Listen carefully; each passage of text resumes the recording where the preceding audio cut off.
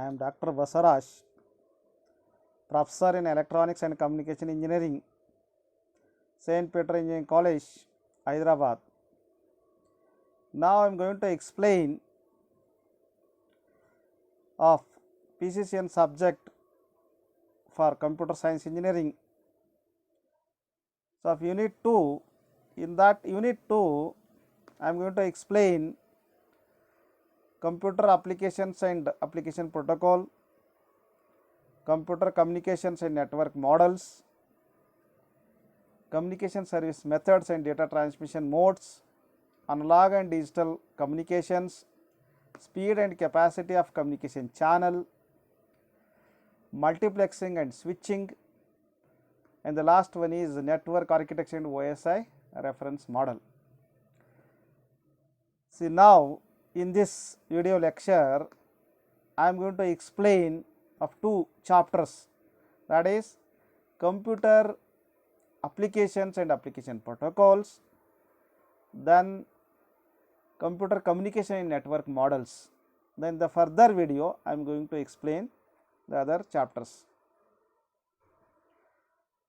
So, let us we have a brief about the network applications. So, here are main applications of the computer networks.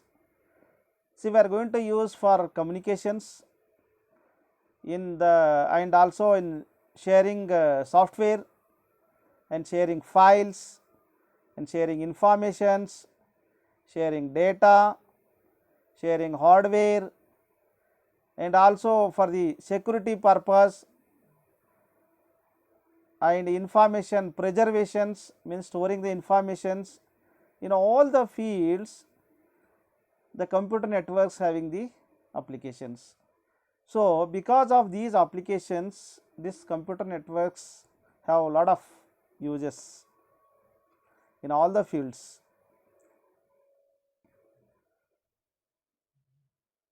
So, before to know about the application layer protocol functions, just overview about the 7 layers of the OSI network model. So, OSI model is nothing but open system for interconnections. So, here it consists of 7 layers, that is from the bottom side. If you see, the first one is physical layer, next is data link layer, network layer, transport layer, session layer, presentation layer, application layer. So, actually when the computer wants to send a data, the first layer comes as a application layer. See, the function to be done, for example, if you see the email to be transferred or email to be sent from one user to other user, then first comes the picture application layer. So, this will helps the user to send its email. So, here we are going to use certain softwares, that is the browsing software, and also you are going to use the corresponding protocols like SMTP protocol, the POP protocol. For sending from the source side we are going to SMTP, and while receiving the email at the destination side we are going to use the POP protocols. See, the protocol is one is going to have the set of rules for transferring the informations from one to other. See, here the application layer is one, it is direct interface to the user. It also helps and makes the user friendly for interacting for the networking applications. Then presentation layer, once if the user send a data, the presentation layer will present and convert into the format that is suitable for the transmissions, and also it is going to do the encryptions. See, here the purpose of encryption is the unauthorized person not able to access the data. Then next, coming to the session layer, the main function of the session layer is it is going to control the start and stop and also manage the session. These are the main functions of the session layer while transferring the data from source to destination. Then coming to the transport layer, the main functions of the transport layer is going to take care of the data from source to destination. It should be delivered without any error, and also it is going to control its flow. That is the main function of the transport layer. Then coming to the network layer, its main function is to find the proper path for transferring the data from source to destination, and also it is going to find the address. See here, the network layer also going to find the in a path what will be the destination address. Then next layer is the data link layer. The main function of the data link layer is to take care of the data transferring from one node to its next node. See here, the difference between the transport layer and data link layer is the function of the transport layer is the transmission of data from source to destination. It is going to take care completely, but in data link layer it is going to take care of data transmission from one node to its next node, and here also it is going to take care of error detection and corrections and also flow control. Then the last one is physical layer. Here actually data is going to flow in the form of bits. So that bits is once again converted into, depend upon the transmission media, it may be in a electrical signals, if it is copper wire or it is fiber, it will be converted into light form. So actual data is going to transfer in this layer from source to destination. So this is how the actual data while transferring from source to destination, these are the functions is going to be performed. So here all the functions they have divided in terms of layers. So each layer is having a unique functions. It is easily understandable. Actually practically we are going to use the TCP model, but this is a theoretical model, so it will helps to understand, also to implement the functions of the network.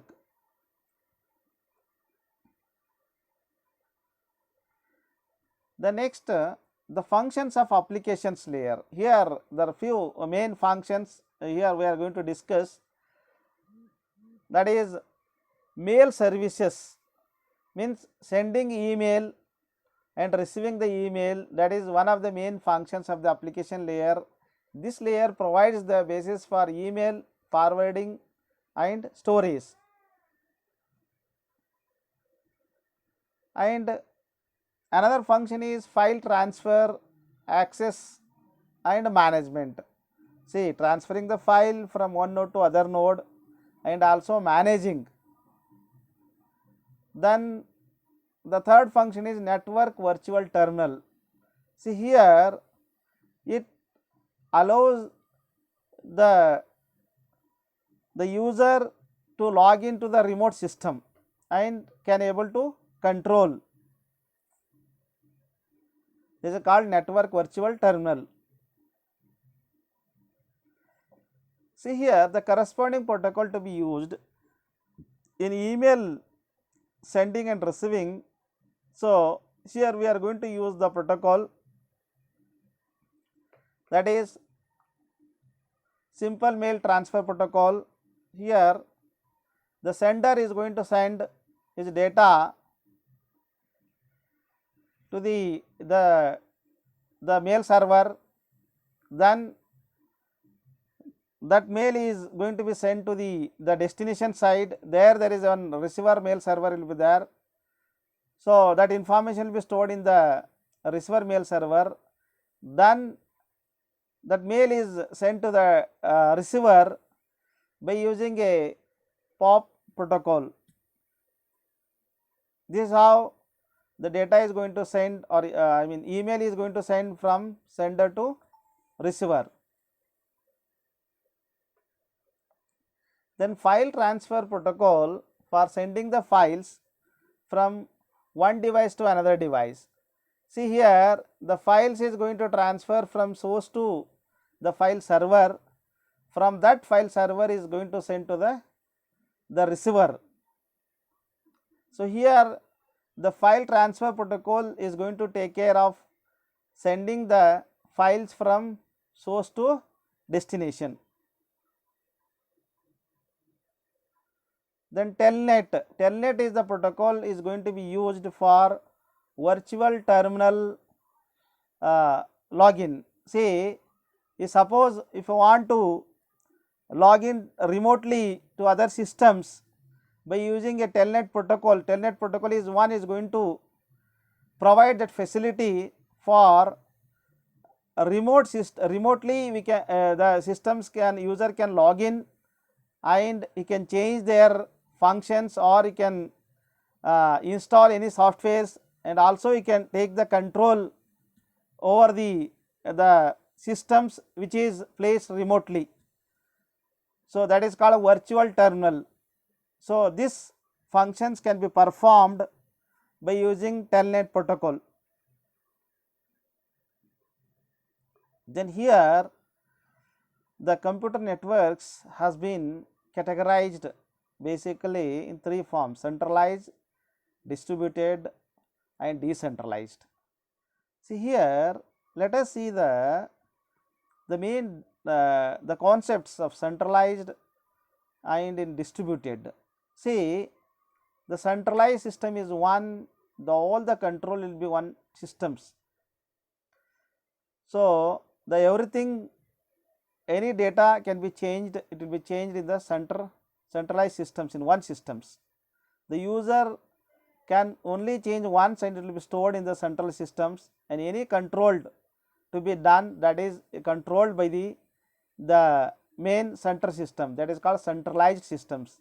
Here the advantage is, see, once the data is stored, there will not be any duplication of the data, will not takes place, because see the data will be stored in one place in a centralized server.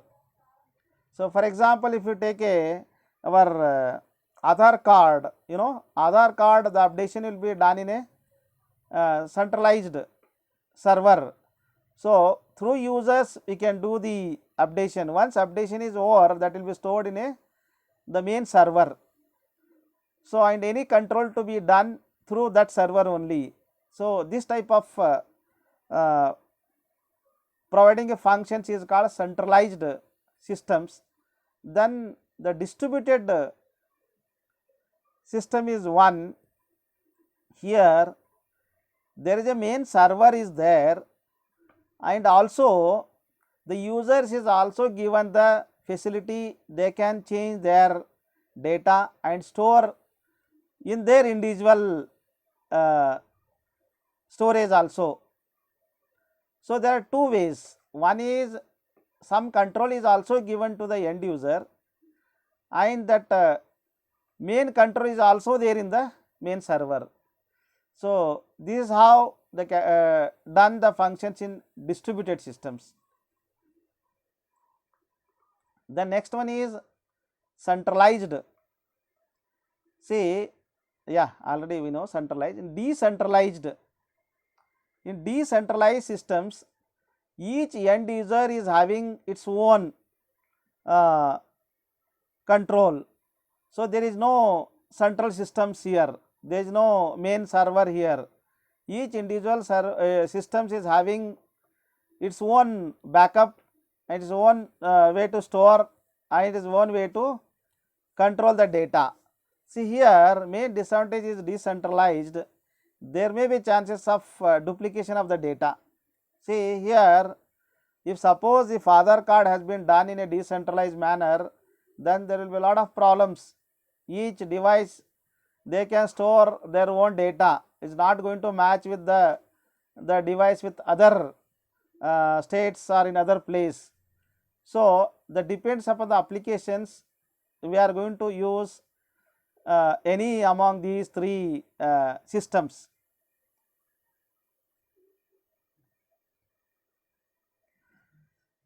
So then they have classified the networking models. Here the network has been categorized according to their the behavior, how they are going to functions. They are categorized as peer to peer model, client server model, then web based model. See here, in peer to peer model, the data is going to shared from one system to another systems. So each user is having the full computing power, and each individual user will have high configuration systems. Here each user going to perform its functions in their systems only, and then he can send the data to other systems for sharing or for sending the informations. So here advantage is, if one of the systems fails, there is no problem for the other systems, but the disadvantage is the cost is more, because each device will have high power computing systems. Then coming to the another one, it is more popular, the architecture or model we are going to use, client server architecture model. See, in client server architecture model, client is the one as a end user, server is the one is going to store huge amount of data and also is going to provide service to the clients. So what type of service is going to provide? For example, say if you need a one software for license one, then need not to store in a client, you can store in a server, then you can access through server that software. This is one of the major functions in server client applications. And the other function is like you can store the information in server, and clients can able to access at any times whenever it required a data. So it need not to store the informations in the client place. So this is one of the advantage. Here the cost will be less, because only we need to have the big computing power of server systems. So end user will have very low power computing systems. It is only required to access the data and perform the functions, then it needs to send the data to the server. So this is one of the most popular, the model is going to be used in practical. Then coming to the this is become popular because nowadays we are using internet. There is a web based networking model. This is also similar to the client server model.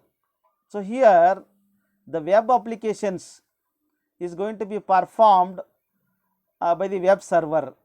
So here we are going to use the hypertext transfer protocol to communicate to the web server. So client is the one, the end user is going to request the web page, and the server is one is going to provide the requested web page. So for internet applications, we are going to use this web based networking model. Most of the applications are internet based, so that is the reason this web based networking model is also become the one of the popular nowadays. Okay, thank you.